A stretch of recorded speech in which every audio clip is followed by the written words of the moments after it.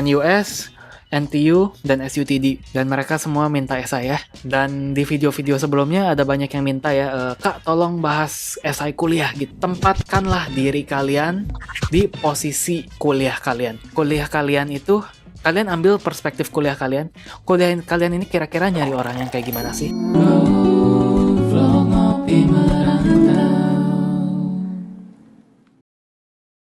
NTU dan NUS kan kayak top 15 di dunia gitu ya kuliahnya, sedangkan SUTD kuliah baru gitu, nggak ada orang yang tahu. Tapi aku tetap pilih SUTD. Kenapa? Kalau kalian mau bahas di bahasa Indo, soalnya yang di video aku ini bahasa Inggris, silahkan komen di bawah. Oke, kita lihat ke esai yang pertama aku lakukan. Ini esai untuk NTU ya. NTU itu apa? Nanyang Technological University, dimana aku nulis esai ini dengan perspektif aku mau masuk ke Ilkomnya. Ini first choice aku ya. Share an incident you have encountered personally and why and or how it affected you and why it has especially meaning to you. Insiden apa yang kamu pernah alami yang sangat berpengaruh kepada hidup kamu ya. Menarik gak sih ini videonya? Nggak tahu ya. B sih. Kalau menurut orang-orang yang relate, yang orang-orang mau apa ya, yang benar-benar mau apply kuliah dan bingung dengan essay, menarik. Kalau misalnya menurut Koko sih nggak terlalu ya, kecuali kalau ceritanya sangat menarik, kayak oh ternyata gara-gara backdropnya rusak, aku tampil dengan backdrop yang rusak, terus aku ngidenya kayak gimana. Ngidenya seperti jujur aja kepada audiens, ya backdrop aku rusak, emang kenapa? Bikinlah sebuah komedi dari sebuah tragedi gitulah. Itu menarik. Oke, jadi buat NTU kita ini ada esai ya. Pertanyaannya mereka tanya itu, share an event or incident that you have encountered personally and why and or how it has affected you and especially meaningful to you. Ceritakan sebuah insiden yang kalian pernah alami dan kenapa ini sangat berimpaksi, sangat berpengaruh kepada hidup kalian ya. Jadi aku gimana ceritanya biar aku bisa diingat, biar aku ada X Factor. Aku mulai dengan sebuah cerita. Sebenarnya ceritanya sih bohong, aku ngada-ngada aja biar menarik, biar nempel di otak. Soalnya menurut aku ini menarik. Oke, jadi aku mulai bercerita biar nama aku bisa nempel di otak mereka ya. I remember my younger days when I used to help my mother buy groceries from a supermarket back in my hometown Indonesia. Wah, terasa sangat homey gitu, bisa relatable kali ya orangnya. Ini juga aku mau ngetes skill bercerita aku, soalnya aku mau masuk Ilkom kan. Aku inget dulu waktu aku masih kecil, aku suka bantuin mama kita beli grocery, beli bahan-bahan makanan dari supermarket di Indonesia. Siapa Anti Fitri?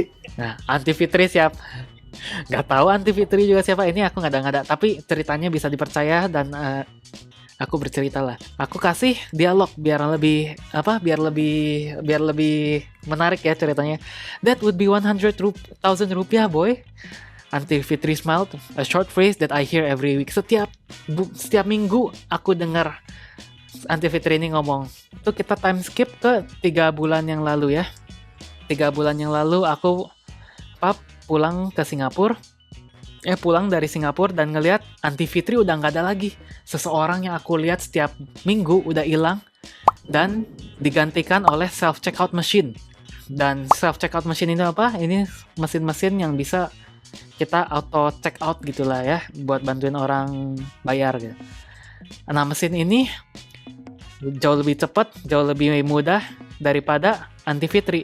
Mesin ini jauh lebih baik dari Anti Fitri, kecuali satu hal yang aku kangen dari Anti Fitri. Itu adalah apa? The special feeling she was able to induce me when she smiled. Setiap minggu aku disenyumin sama Anti Fitri ini. Sekarang aku udah gak ada yang senyumin aku lagi. Oke, kenapa Anti Fitri? Anti Fitri mah ngasal doang. Ini cerita, aku cuma mau cerita sesuatu yang mungkin setiap orang anggap biasa aja, hal-hal yang kejadian sehari-hari, tapi buat aku ini bisa menjadi sesuatu yang sangat berkesan ya. Sebenarnya ini cerita ngada-ngada lah. Oke, kenapa Anti Fitri ini digantikan sama mesin yang jauh lebih cepat, jauh lebih efisien dari mereka, tapi ada satu hal yang kurang dari mesin ini, yaitu perasaan spesial yang Anti Fitri kasih kepada aku. Waktu setiap minggu dia selalu senyum sama aku. Sekarang Anti Fitri udah nggak ada, digantiin mesin. Tiba-tiba di sini. Wait. Indonesia kan belum ada self checkout ya? Ada. Jarang. Ya, anggap aja ada orang percaya kok. Di ada self checkout berarti ya dicolongin semua dong makanan di sana. Tahu Indo kayak gimana? Terus aku ngomong, Aku baru masuk di era sekarang di mana teknologi ini mendisrupsikan pekerjaan orang. Kita harus fill in the gaps, kita harus mengisi lubang-lubang yang teknologi ini tidak bisa gantikan supaya kita tetap bisa relevan dan tidak digantikan oleh mesin-mesin seperti Anti Fitri. Ini membuat aku ponder itu apa ya? Berhayal, berpikir tentang kepentingannya human emotional intelligence. Dimana sekarang human emotional intelligence ini sangat-sangat penting karena apa yang tidak bisa digantikan mesin pada hari ini itu human emotional intelligence, seperti senyuman Anti Fitri dan communication skills. Ngomongin emotion larinya ke AI ya, sangat bertolak belakang. Belum, nanti aku kasih lihat esai tentang AI aku ya. Siap-siap ketawa kalian. Nanti kalian ketawa lucu soalnya. Kita harus bisa memiliki emotional intelligence dan communication skills supaya hari-hari ini yang makin monokromatik, dunia ini semakin hitam putih, semakin gak ada warna, kita bisa beri sedikit lebih warna, dan begitu kita bisa tetap relevan di dunia ini, tidak digantikan dengan mesin. Sisi humanity kita masih ada gitu. Itu cerita yang aku mau convey. Itu kita mulai dari cerita, ini poinnya apa, ini aku jelasin maksud dari poin aku, dari itu aku kasih example aku apa, ini PEL-nya. Example aku adalah orang yang socially and emotionally influential. Aku langsung jelep, aku bisa isi role ini. Kalian cari orang yang seperti apa kuliah ini buat Ilkom? Kalian cari orang yang socially and emotionally influential? Oke, aku langsung tulis. Aku orang yang socially dan emotionally influential. Tapi show not tell ya. Kita harus kasih tunjukkan, bukan cuma beritahu. Dengan tunjukannya apa? Kita harus kasih contoh. I find it. Aku jelasin dulu juga.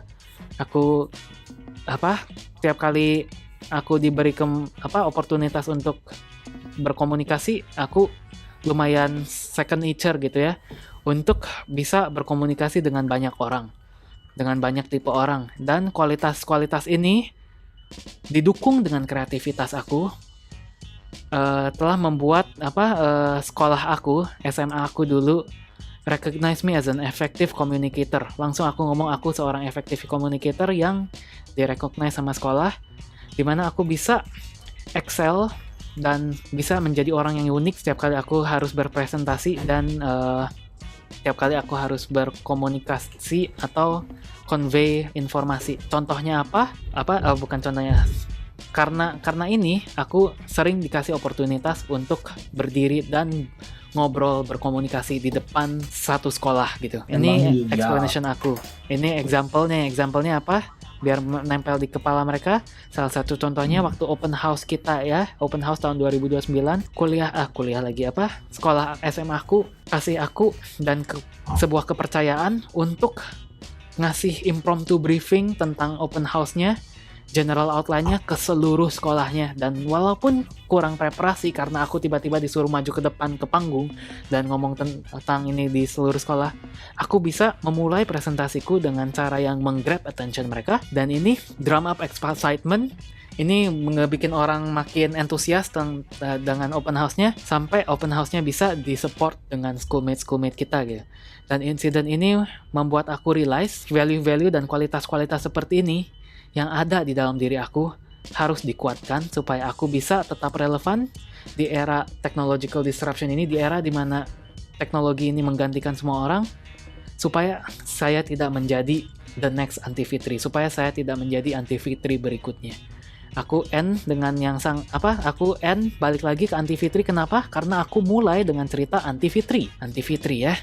Jadi aku mulai dan ending dengan ending aku link balik ke poin introduction hook aku. Dan ini bisa lebih berkesan. Jadi tiap waktu orangnya mau seleksi siapa aja yang masuk kuliah, dia mikir nama Raymond Harrison, oh ini orang yang cerita tentang Anti Fitri gitu. Anti Fitri siapa aku sebenarnya nggak tahu, tapi ya mungkin di otak mereka nempel. Dan itu X factor aku waktu aku nulis esai ini gitu ya. Tapi kadang esai ini gak cuman suruh cerita, kadang suruh hal-hal yang lain aja, yang lain juga. Kita lihat esai aku waktu aku mau masuk SUTD ya. Hey, jangan skip dulu video ini. Percaya nggak kalian kalau aku bisa bikin kartu ini melayang ya? Kalau aku bisa, kalian harus janji subscribe ke channel-channel kami dan tonton video kami yang lainnya ya. Ayo kita lihat. Hey, melayang beneran ini. Sesuai janji.